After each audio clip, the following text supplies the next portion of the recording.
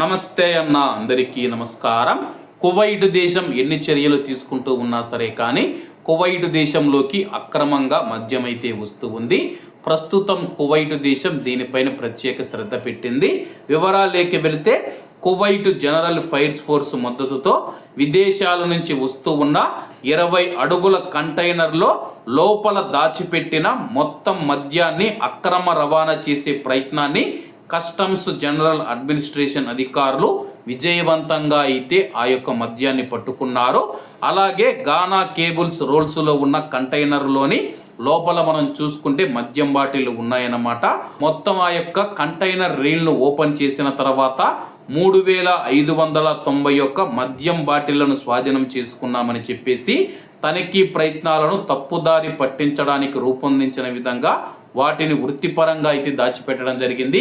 ప్రస్తుతం కంటైనర్లో మనం చూసుకుంటే ఒక పెద్ద రోల్ అయితే ఉంది. ఆ యొక్క రోల్ లోపల మనం చూసుకుంటే 3591 మద్యం బాటిల్ అయితే పెట్టారో అవి కువైట్ మార్కెట్లోకి వస్తే కానీ చాలామంది ఎవరైతే మద్యం తాగుతూ ఉన్నారో వాళ్లకు చేరుతుందని చెప్పేసి తద్వారా కువైట్లో నేరాలు పెరిగే అవకాశం ఉందని చెప్పి అధికారులు తెలియజేశారు. కాబట్టి కువైట్లో ఎవరైతే మద్యం అలవాటు ఉన్న భారతీయులు ఎవరైతే ఉన్నారో కొంతమంది అటువంటి వారు మద్యం అలవాటును మానుకుండా భారతదేశంలో మనం మద్యం తాగుతూ ఉన్నామని చెప్పేసి కువైట్కు పంపించారు. ఇక్కడికి వచ్చినా కానీ చాలామంది మారడం లేదు.